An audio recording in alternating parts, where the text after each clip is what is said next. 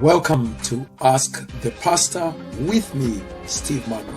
On this channel, we discuss the scriptures like Bereans. We ask questions and we seek answers to better understand our God and the world that He has given us. Our greatest ideal is to glorify God, edify the saints, and pique the interest of truth seekers in the gospel of our Lord Jesus Christ and His eternal kingdom on earth. We feature live streams and recorded teachings, including our Sunday services and Bible studies at the Well Church here in St. Louis, Missouri. Do not forget to subscribe and hit that notification bell so that you can receive the latest broadcast from us. And I pray that you will be blessed. And please do get back with us and give us as much feedback as you can so that we can improve and make our channel as good as it can be. Thank you so much. All right, welcome once again to part number 2 of responding to the bitter, in my view. It may not that he may be bitter. But the title is responding to the bitter accusations of Pastor Boaz Macharia of Kenya against full preterism, part 2. So we already did part 1, and if you look in the description section down there, even if you are on Facebook or on YouTube, you will find part 1 already linked in the description section. So we have been looking at an article, a very long article. I'm not so sure that I'll be able to get to the very end of this article, but I will try my best. So I'll try to move faster in this particular edition. So Pastor Boaz Macharia calls full preterists non-Christians, no questions asked. He says, we are not believers in Jesus Christ. We are heretics. That's what he calls us. And of course, that is yet to be proven.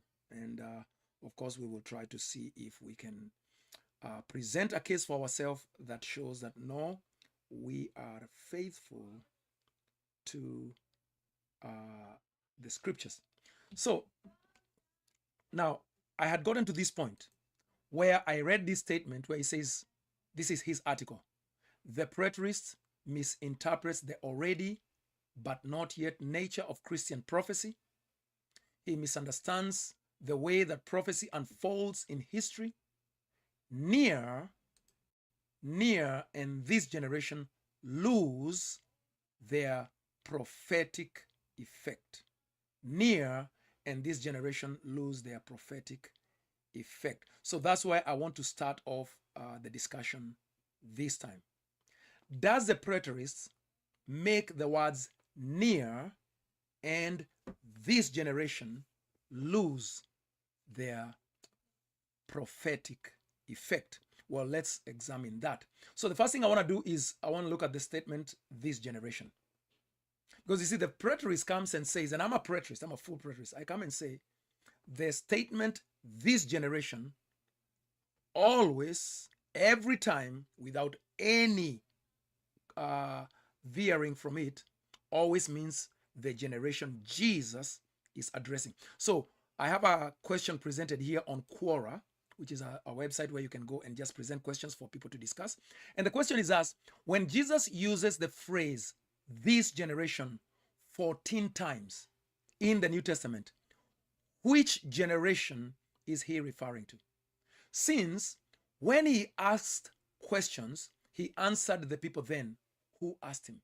So now, in the Gospels, we have 14 times where Jesus uses the statement, this generation. So in the Gospels, the phrase, this generation, and related phrases plainly refer to the people alive at the time Jesus spoke. This includes some people who heard Jesus speak, still being alive when the Son of Man returns at the end of the days as described in the Olivet Discourse. Now, Matthew 11, Jesus says, but to what shall I compare this generation? It is like children sitting in marketplaces and calling to their playmates. We played the flute for you. You did not dance. We sang a dirge, a funeral song, and you did not mourn. For John came neither eating nor drinking, and they say he has a demon. And the Son of Man came eating and drinking, and they say, look at him, a glutton and a drunkard, a friend of tax collectors. Yet wisdom is justified by her deeds. So when Jesus says, to whom shall I compare this generation, right here in Matthew 11:16, which generation is he referring to? There is unanimity. There is no controversy from any scholar. No biblical scholar looks at Matthew 11:16 rather, and says, well, he could be referring to a future generation. No. Matthew 11:16 refers only to the generation Jesus is referring to. So let's go to the next one. The next one is Luke 7, which is a parallel of Matthew 11. To what then shall I compare the people of this generation? And what are they like? And he will say the same thing. Again, since it's a parallel, we won't spend too much time there. It means the generation that lived at the time of Jesus. Okay. Since this generation is connected to those commenting on John the Baptist and Jesus's lifestyle, the phrase clearly refers to those who were alive at the time Jesus spoke. They were, and they were also obviously the people that lived at that time. Mark chapter 8. This is another time that Jesus used the statement, this generation. The Pharisees came and began to argue with him, to argue with Jesus, seeking from him a sign from heaven to test him. And he sighed deeply in spirit and said, why does this generation seek a sign? Truly I say to you, no sign will be given to it, or no sign will be given to this generation. Matthew 12 also. Then some of the scribes and the Pharisees answered him, saying, Teacher, we wish to see a sign from you. But he answered them, an evil and adulterous generation seeks for a sign, but no sign will be given to it except the sign of the prophet Jonah. For just as Jonah was 3 days and 3 nights in the belly of the great fish, so will the Son of Man be 3 days and 3 nights in the heart of the earth. The men of Nineveh will rise up at the judgment with this generation and condemn it. For they repented at the preaching of Jonah, and behold, something greater than Jonah is here. The queen of the south will rise at the judgment with this generation and condemn it, for she came from the ends of the earth to hear the wisdom of Solomon, but behold, something greater than Solomon is here.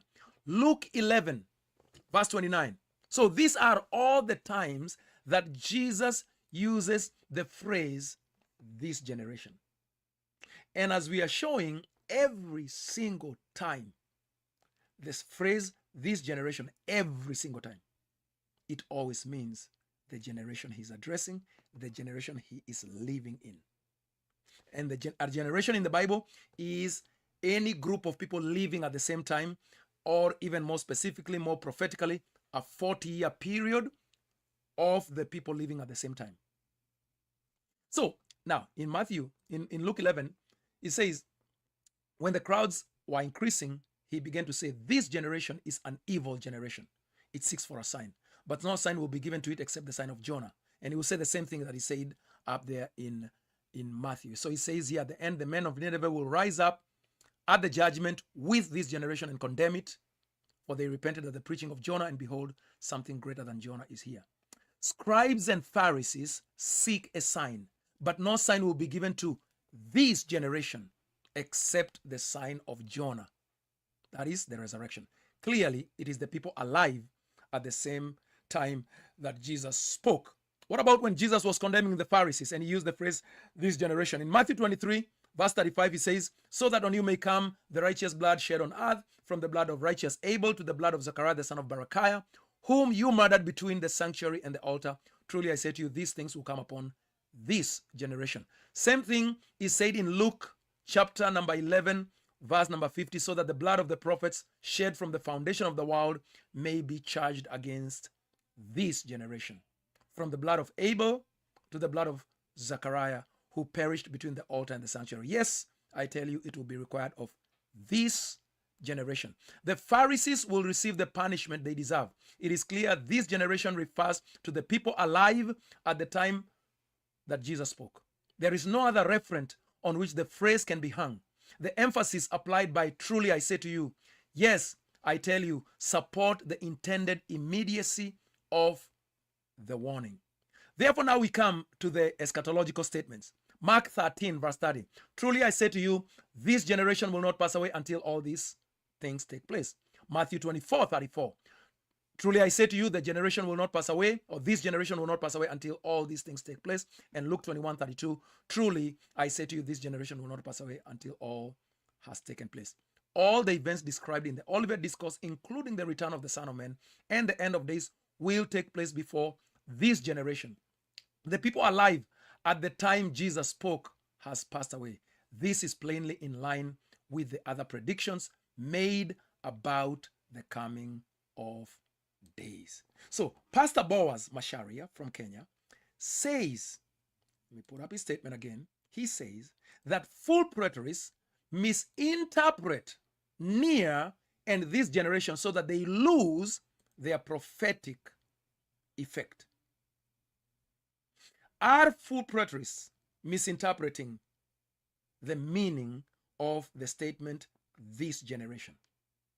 Because every single time that Jesus uses the words this generation, every single time, apart from the ones that in Matthew 24 where they're claiming it does not mean the same thing, it always means the same thing. So what is the basis of saying that in Matthew 24 it means something different from all the other times? There is no explanation. They just want to make it something future to themselves without any grammatical basis, without any exegetical basis, without really any reasoning apart from that's what we think it should be. But Pastor Boaz and others say we are the false ones. They are twisting the words of Jesus to mean what they want them to mean, but we are the false ones. We are the heretics. All right. Okay. Now let's go to some scriptures here. So I want us to go to Matthew 24. Okay. So in Matthew 24, I want you to see what Jesus says, okay, about this generation. Now, at the beginning of Matthew 24, Jesus is leaving the temple. His disciples point out to him the buildings of the temple. Jesus tells them, you see all these, do you not? Truly I say to you, there will not be left here one stone upon another that will not be thrown down.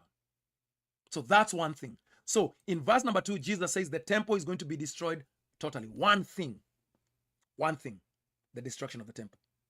The disciples ask him in verse number 3, tell us, when will these things be concerning the destruction of the temple? What will be the sign of your coming and of the end of the age? So these are three things that the disciples ask. Are these three things related or are they unrelated? So Jesus in verse number 4 begins to give them signs of when these things will take place. He tells them there will be deception. Many will come in my name. He tells them there will be wars and rumors of wars. He tells them that nation will rise against nation. He tells them that kingdoms will fight against kingdoms. Famines, earthquakes, all these are but the beginning of birth pains. They will deliver you, the 12, you, the disciples who are asking me, up to tribulation and put you to death. You'll be hated by all for my name's sake. And many will fall away. False prophets will arise. There will be lawlessness. But the one who endures to the end will be saved. So Jesus gives all these signs, including the abomination of desolation, including the great tribulation in verse number 21, including the cosmic signs in verse number 29, after the great tribulation, the sun, moon, and stars, including the coming of the Son of Man on clouds with power and glory, including the gathering of the elect by angels. And then he says in verse number 33, now, I want you to pay attention to the grammar, because surely Jesus, the creator of the universe, knows how to use language. Now watch what he says. So also, verse 33, so also when you see what? When you see what? All these things. Wait a minute. What all things? When you see all these things, what do you mean? Well, I have spent the last 32 scriptures, 32 verses, or 30 verses if you want to be more specific, giving you certain signs, deceptions, wars, rumors of wars, tribulation, persecutions, love of falling away, all these things, cosmic signs coming on, all the Jesus summarizes all the things that he has given as signs together. He does not distinguish them. He does not say some of these things are about this date and some of these things are about another date. Jesus puts all the signs together. Remember, we are being charged as full preterists of being heretics and false teachers and evil people, non-Christians according to Pastor Boaz Masharia. But I want us to pay attention to Jesus. Jesus will either justify us or Jesus will judge us. Pastor Boaz, Jesus will either justify your words that you have spoken against us, or he will condemn you for them.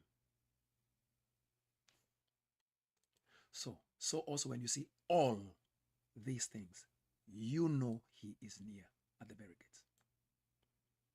So therefore, all the signs in Matthew 24 are a precedent to the coming of the Lord. All of the signs.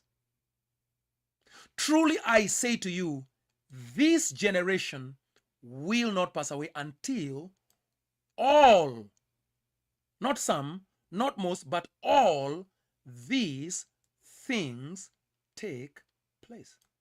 Jesus does not categorize the signs into separate events. He does not. He simply does not. In fact, Jesus emphatically puts all the signs together and then he puts them under the banner, this generation. So whatever this generation means, this generation was to see all of the signs. And in fact, in classical futurism,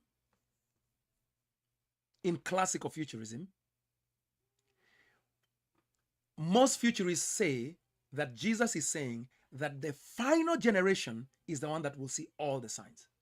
So that all the signs were going to be kept hidden until the final generation.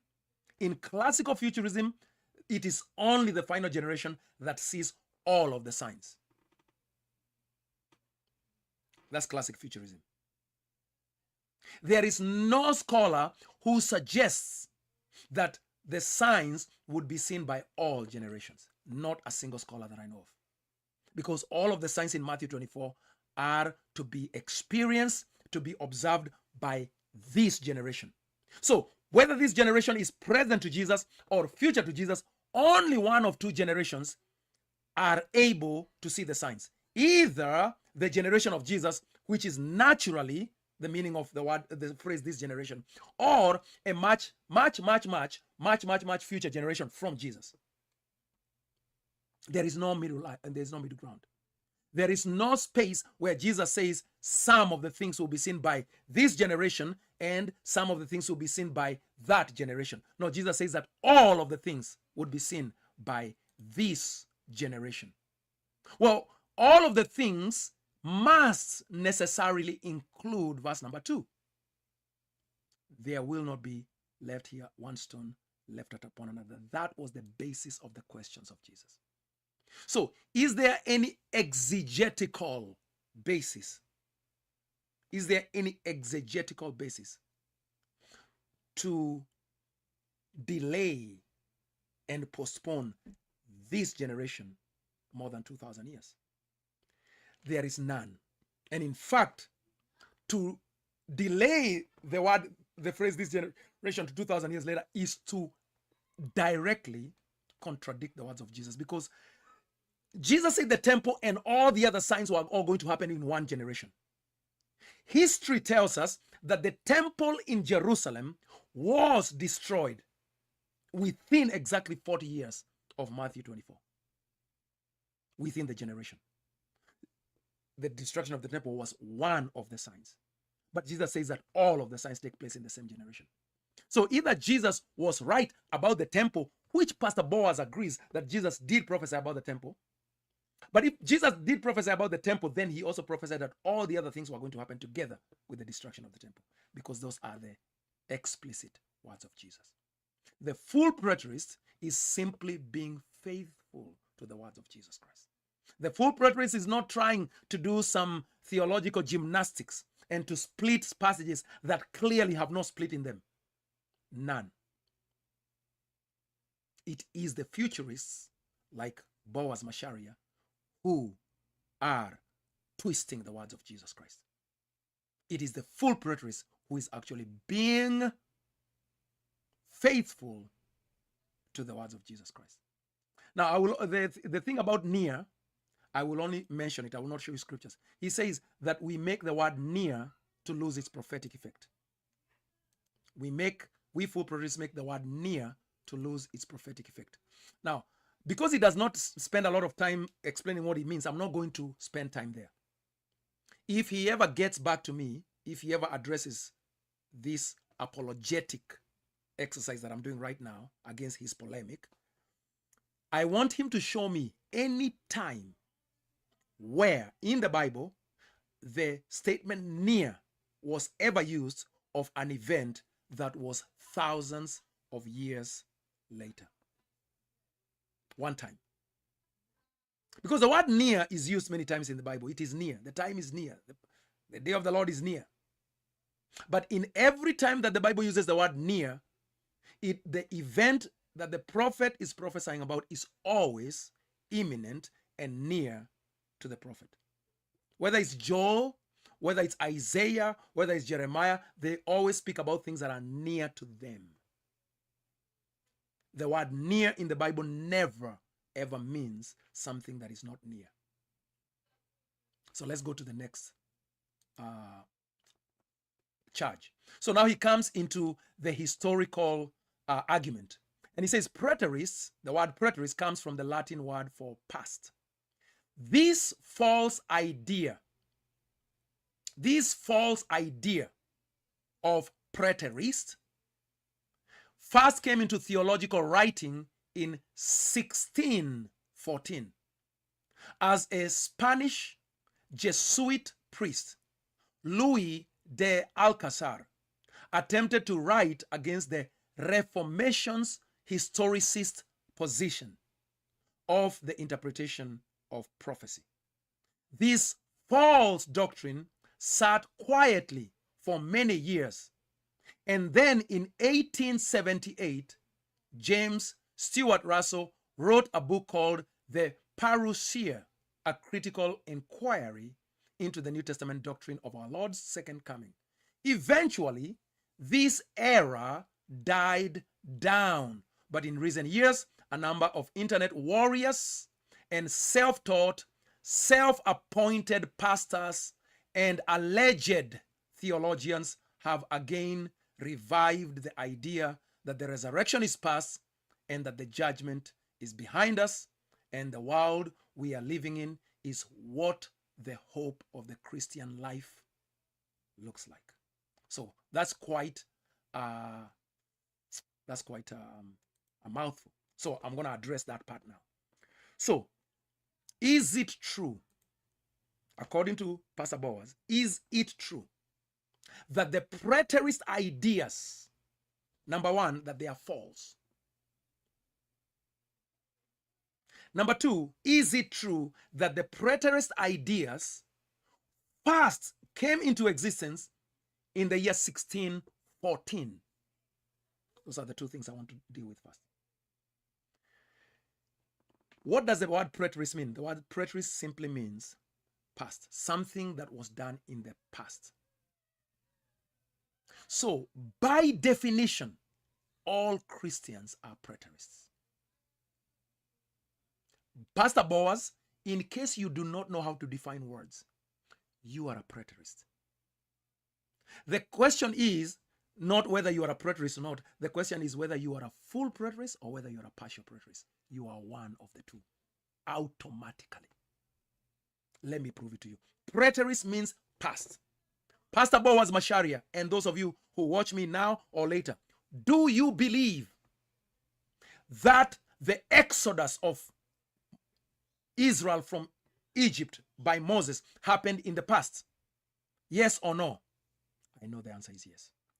Do you believe that King Nebuchadnezzar destroyed Jerusalem in 587 BC? Yes or no? I know the answer is yes. Most importantly, do you believe that Jesus was born in the past by a virgin called Mary more than or almost 2,000 years ago, and that same Jesus died upon a Roman cross at Golgotha, and that Jesus rose up on the third day and he ascended to heaven 40 days later? Do you believe that is in our past? Because all those things were prophesied. See, preterism is the idea that some or all of the prophecies of the Bible were fulfilled in the past. So you are a partial preterist, whether you know it or not.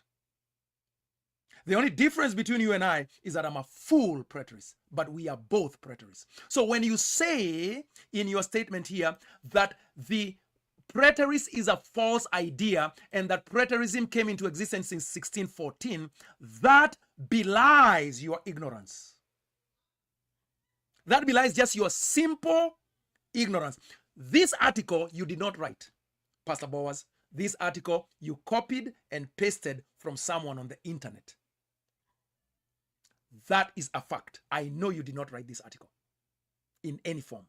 I know you copied and pasted everything that is in this article. You did not do the homework yourself. You simply copied somebody else's idea and you said this is your polemic. You are a thief of ideas, Pastor Boaz. And the ideas, because you don't even understand what is being said, that's why you are making such very foolish errors. Because every Christian is a preterist. Every Christian believes that many prophecies were fulfilled in the past. That's what preterism is. So, did the idea that some or any of the Bible ideas, Bible prophecies were fulfilled in the past, did that begin in 1614? Oops. It's now telling me I need to drink some water. That's my sensor for glucose.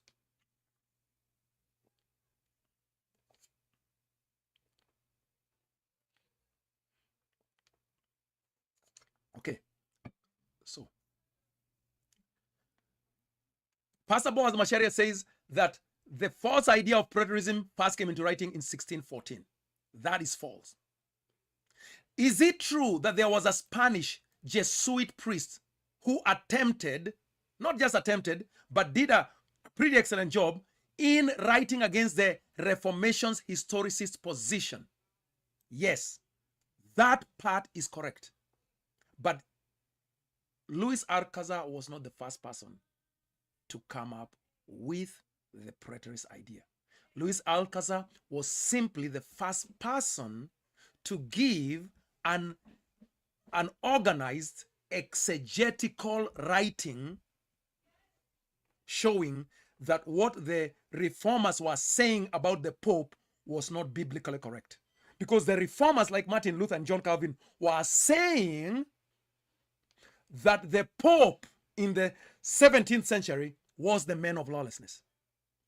The reformers in the 17th century were saying that the last days were upon them and that Jesus was about to return in their days. And so this Jesuit priest on the side of the Roman Catholics fought and said, no, that's not the correct interpretation of the scriptures. And he was correct. The reformers were wrong about that. Remember, because I said this in part number 1, the reformers were correct in showing, the reformers were correct in showing that the Roman Catholics were wrong about their doctrine of salvation for more than 1,000 years. The reformers were correct in correcting the church.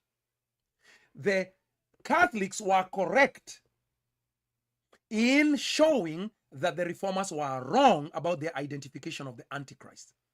Because Pastor Boaz, are you saying that you agree with the reformers that the Pope in the 17th century was the man of lawlessness and was the Antichrist and was the beast of Revelation? Is that what you're saying? Pastor Boaz, do you hold a historicist position on eschatology? I know you do not. I know you do not.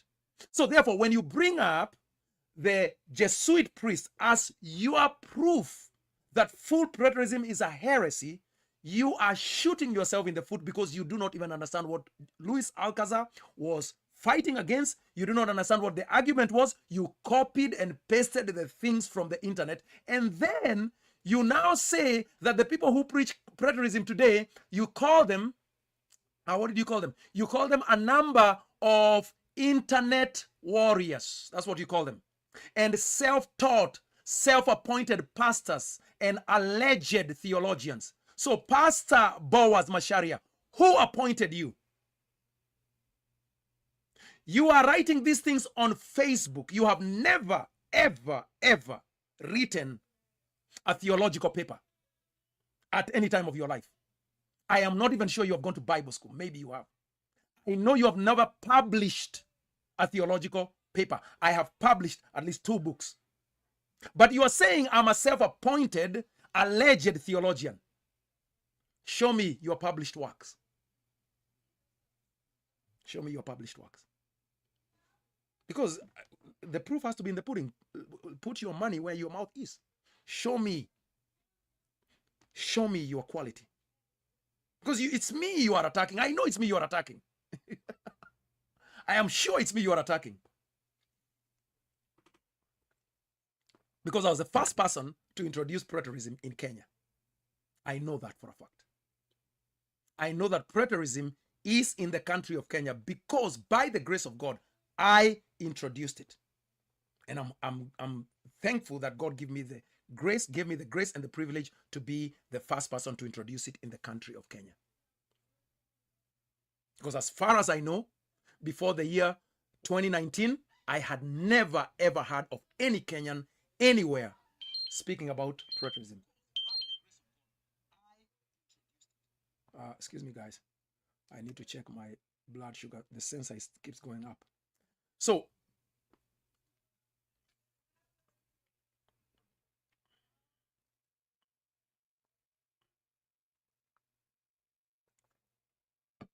we will keep dealing with the water until it comes back down. So, Pastor Boaz says, we are internet warriors. We are self-taught, self-appointed pastors. You can see the bitterness. That's why I told you this man is very bitter. Now, meanwhile, if he had just bothered to do just a little bit of research, this is what he would have found out.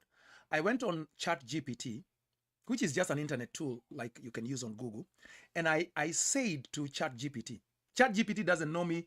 ChatGPT doesn't care about who I am. I said to ChatGPT, are there early church fathers who taught and believed in preterism in any form? So this is the question that I asked ChatGPT. Remember, ChatGPT is just a search tool. So I told ChatGPT, I want you to go on the internet and I want you to search for me any early church fathers who believed or taught in any preterism idea, who believed that any of the prophecies were fulfilled in the past concerning the end times. And this is what ChatGPT answered. Excellent question and a very important one. The short answer is yes, several early church fathers held partial preterist views. That is, they believed that many, but not all, prophecies, including much of the Olivet Discourse and even parts of Revelation, were fulfilled in the first century destruction of Jerusalem in AD 70.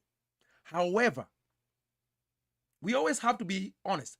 However, no early church father taught full preterism, that all prophecy, including the resurrection and final judgment, was fulfilled in AD 70. That view arose much later in the 17th to 19th centuries. Now, let me say this.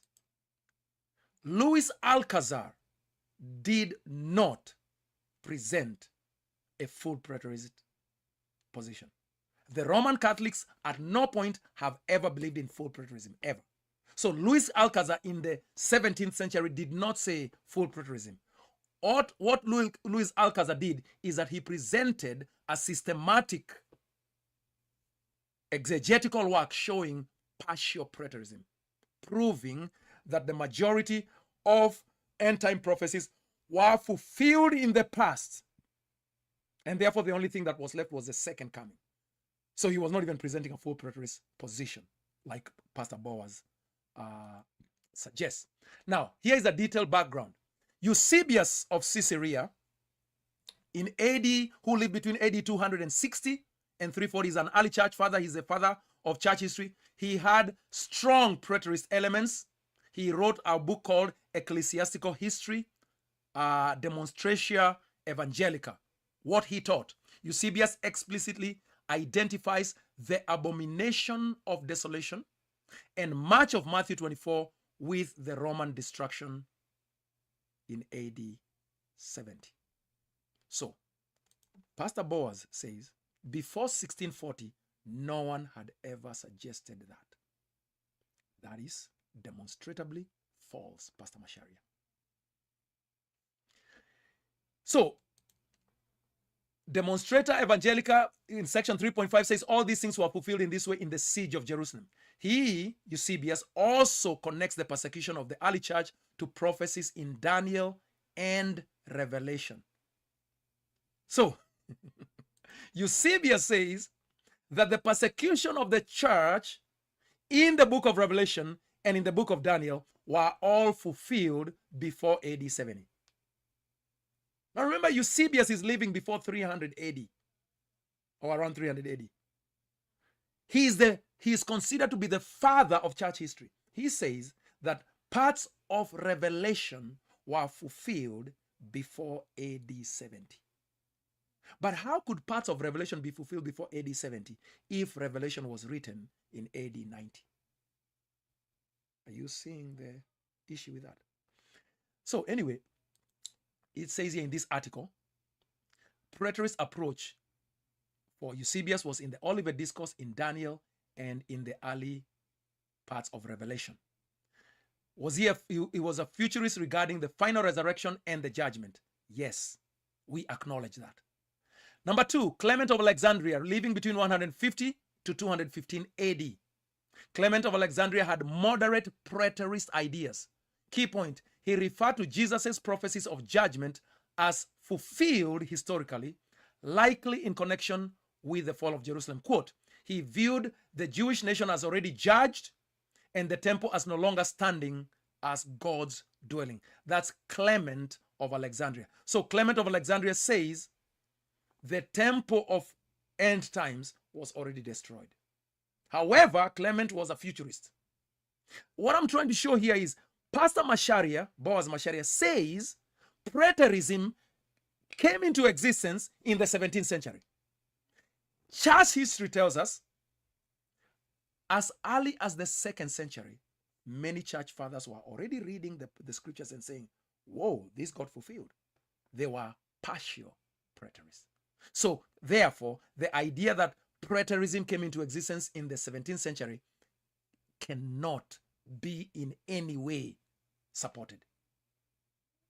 Now, it would be one thing if you were saying full preterism did not come into existence until the 16th century, and I would tell you even that is wrong, because the first person to teach about full preterism would probably be Moses Stewart in maybe early 1804, somewhere around there, maybe 1830. So it's not even, it's much later than the 16th century. But because you're not doing your homework, because you're not really actually checking your sources, you are just copying and pasting, you cannot provide a sensible polemic or defense of what you're trying to say.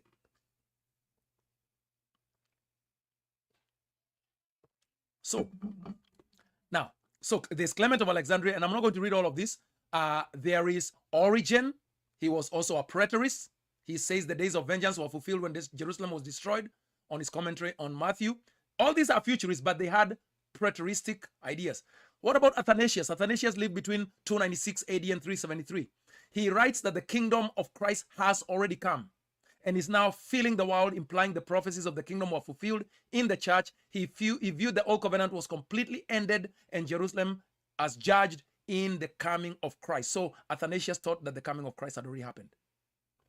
John Chrysostom, living 349 to 407, was a partial preterist in the Gospels. In his homilies on Matthew, he interprets Matthew 24, 15 to 21 as referring to the Roman armies under Titus and the destruction of Jerusalem. He speaks of the tribulation that came upon the Jews in those days in his homily 75 on the book of Matthew. Okay? Hopefully we are together so far. Now, Jerome, living in the 4th century, 347 to 420, he was explicitly preterist in parts of Daniel and Matthew 24. Commenting on Daniel 9:27, he says it referred to the destruction of Jerusalem by Titus. The abomination of desolation stood in the holy place when the Roman standards were set up in the temple. Commentary on Daniel. There is Augustine. This is also 4th century. He is a transitional figure. Early writings such as The City of God suggests partial preterism, especially his belief that Christ's kingdom was already inaugurated and that the church age is the millennium. So Augustine believed that Revelation 19 was already fulfilled and that the church was already in Revelation 20, the 1,000 years. Augustine is a central figure in church history. No one can discount Augustine. Augustine believed Revelation was fulfilled all the way up to Revelation 19 by AD 70. And that the church entered into the 1,000 years back in AD 70 or thereabouts. This is Augustine, the guy who is the who is the precursor to Calvinism. He believed the church was already in the 1,000 years. Boaz Masharia, you are a Calvinist. You are a believer in the doctrine of grace. Fine. Do you also believe what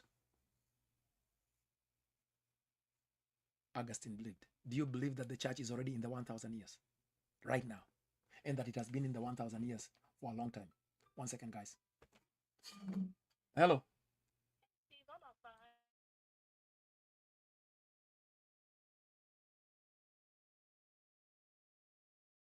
So guys, since we are at the 42-minute mark, I am going to end this part number 2 here because I have somebody outside that needs me to deal with their car. I also repair cars on the side. So what I wanted to show you here is that Pastor Boaz Masharia says that we are teaching something that only came into existence in the 17th century. I am showing that church history shows that preterism existed and was working and can be documented as existing in the very, very early parts of church history. Now, did full preterism exist in the church fathers? No. And we discussed that in part number 1. When I come back for part number 3, which I will come back in the next 15 minutes. So if you are really interested in this, please wait for it. I will come and start another one and we'll go into part number 3. I will continue taking apart this nonsensical argument by Pastor Boaz Masharia, and I will show it has no legs to stand on. God bless you until the next time.